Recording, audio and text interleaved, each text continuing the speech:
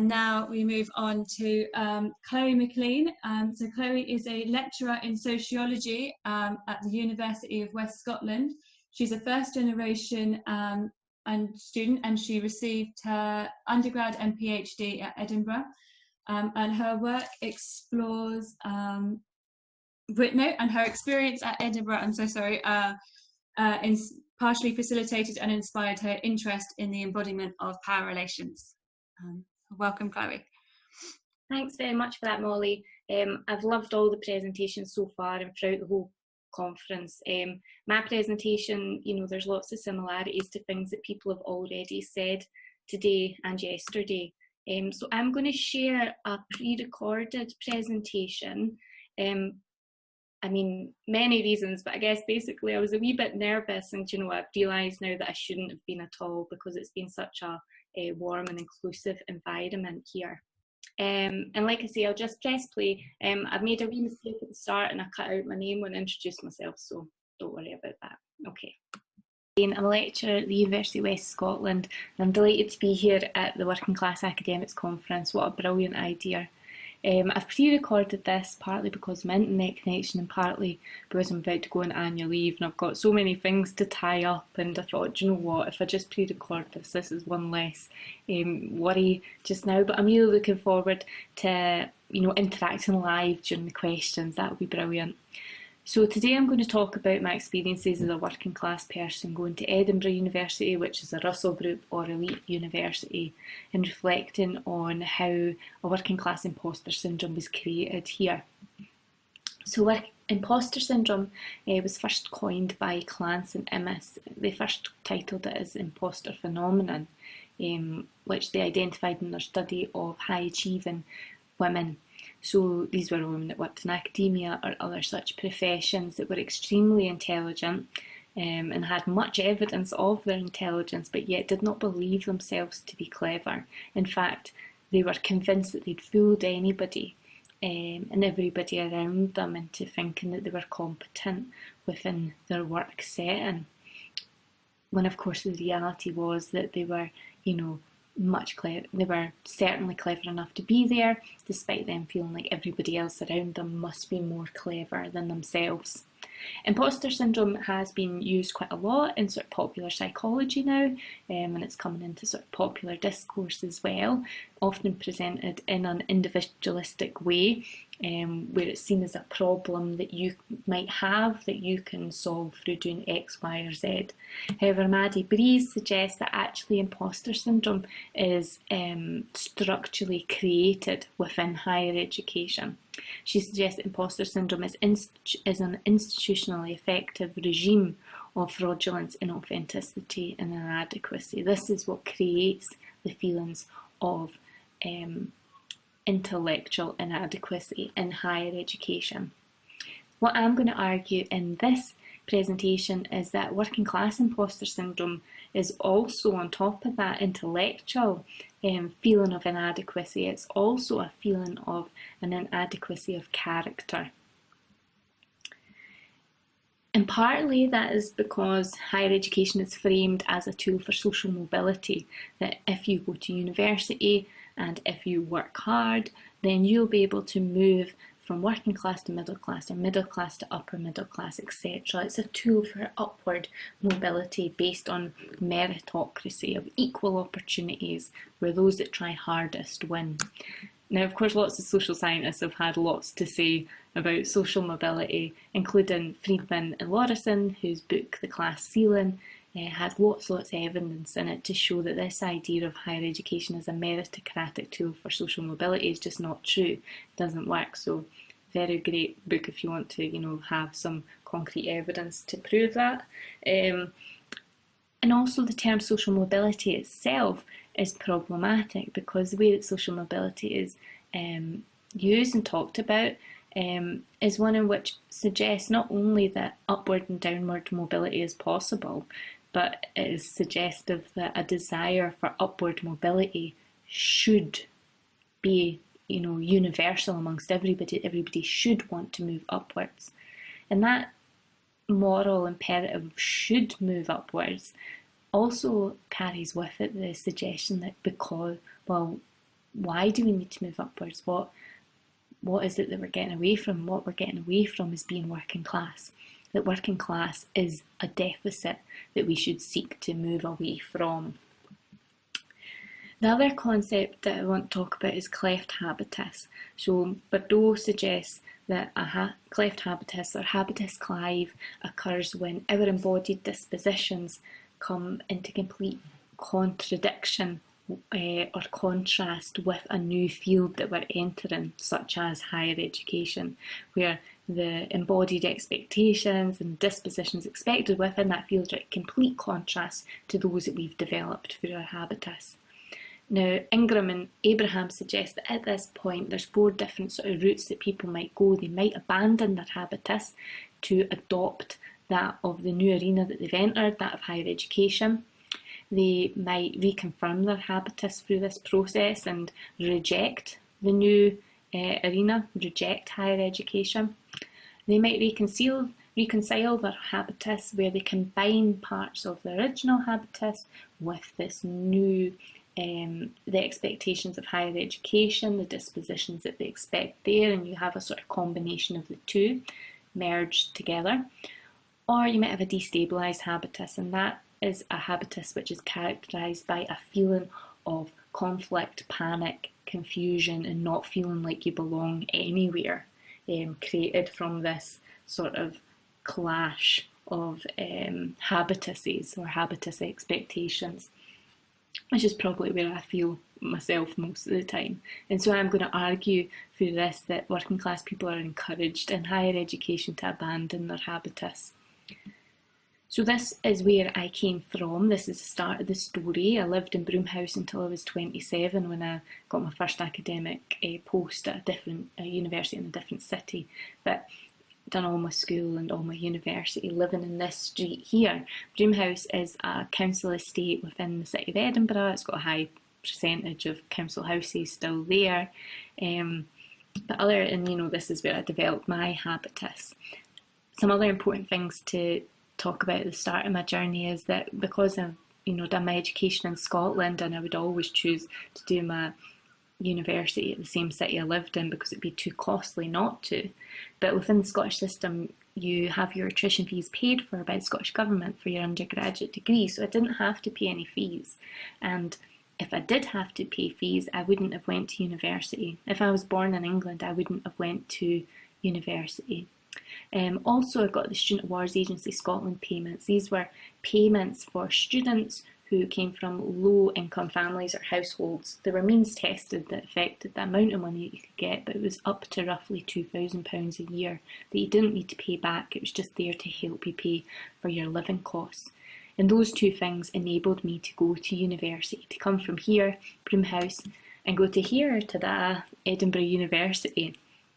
Now, obviously, that experience going to Edinburgh University is, wow, one a culture shock. I mean, look at these buildings that Edinburgh University has, beautiful buildings, and I was so excited to go to these buildings because that idea that you could legitimately go in these, that these buildings were for you, was something that was very exciting. I mean, couldn't even really go to Debenhams without having security guards following me around as a teenager, let alone go into buildings like this. And now this was somewhere where I was legitimately able to go. However, obviously, once I went in and met the people, I realised that that wasn't quite true.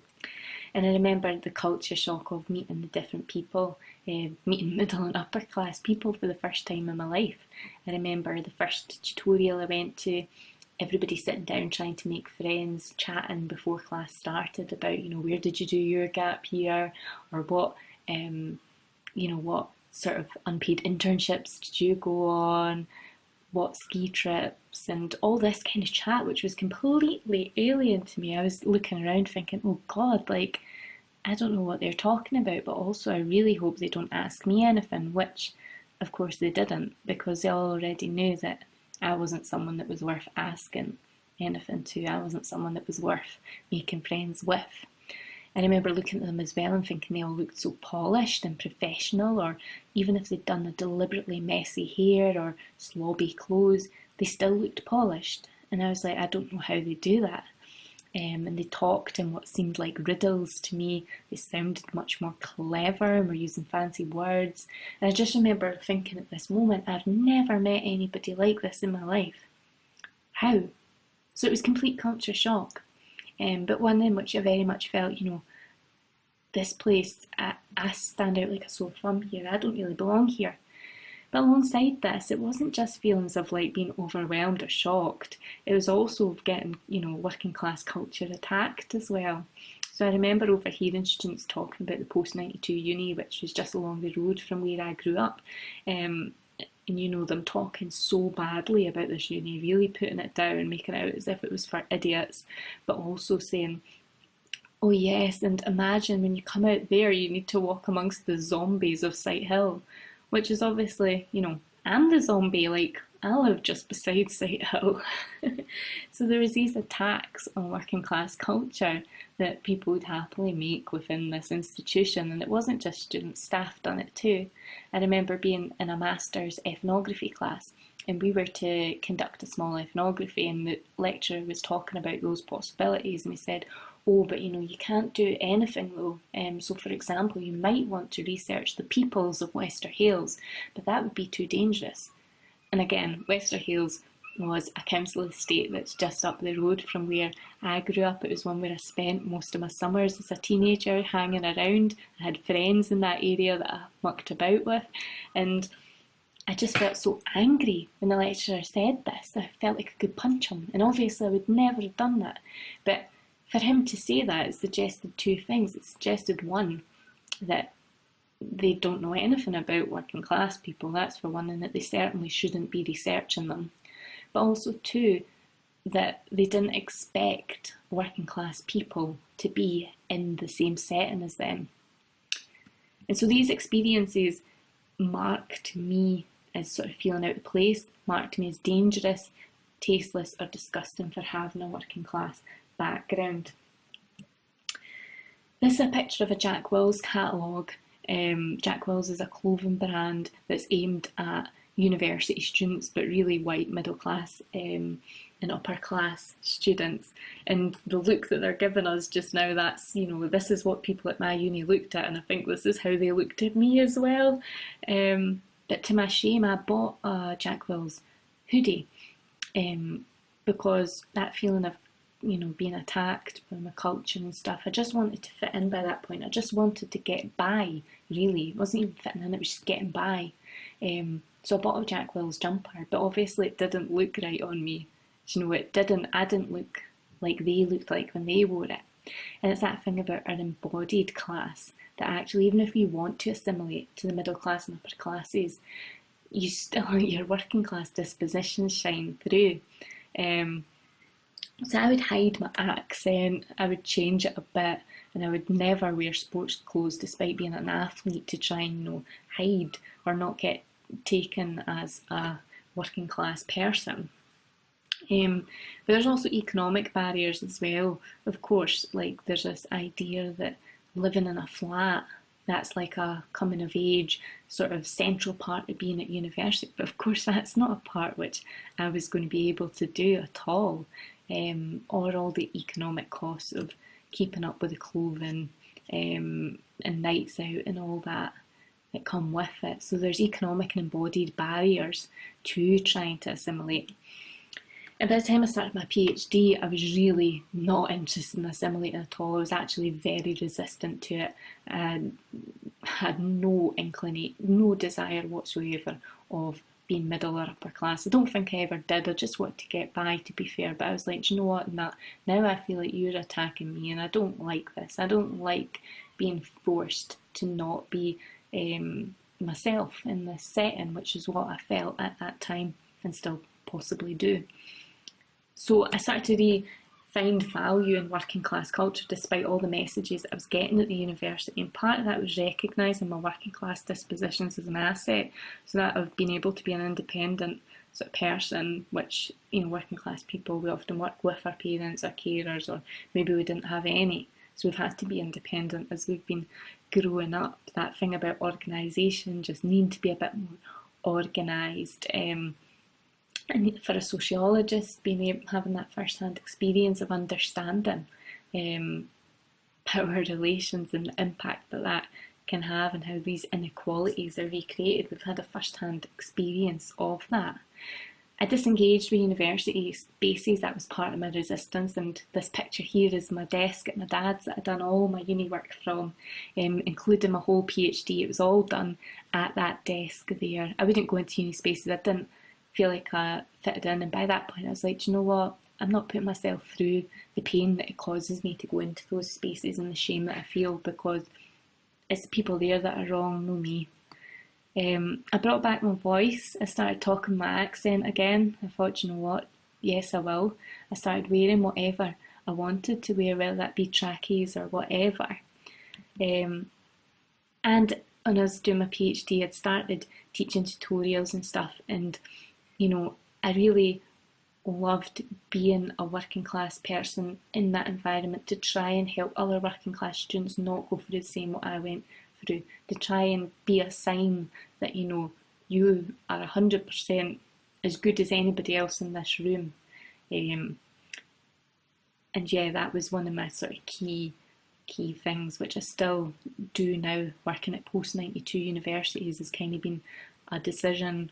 But also, you know, I guess, like, not to say I would get employed at an elite uni, because I probably wouldn't, but I like working at a post-92 uni because most of my students in the unis that I've worked at are from working class backgrounds, and I think, you know what, they deserve the best and they deserve to be respected. So again, this sort of comes into my teaching as to how do we resist this and how do we rise with our class.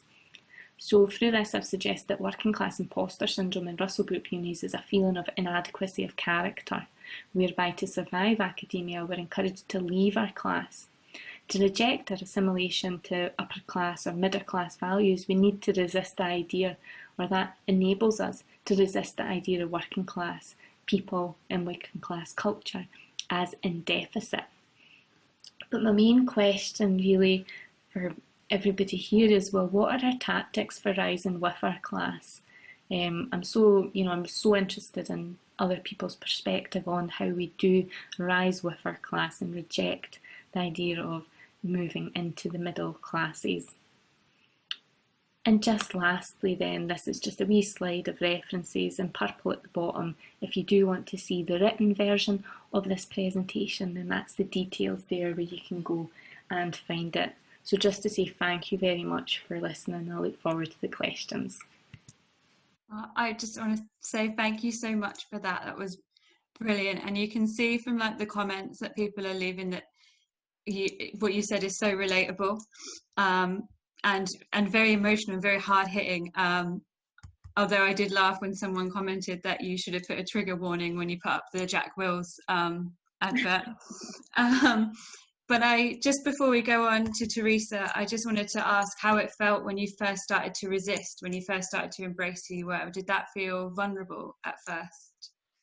Yeah, and I think, you know, it didn't happen until I was in my fourth year of uni, into my PhD, because, and there's a woman, Orla Murray, who has written about higher education as well, and she says, you know, acts of resistance in higher education, it's easier to do once you're in a legitimised position. So my PhD was funded.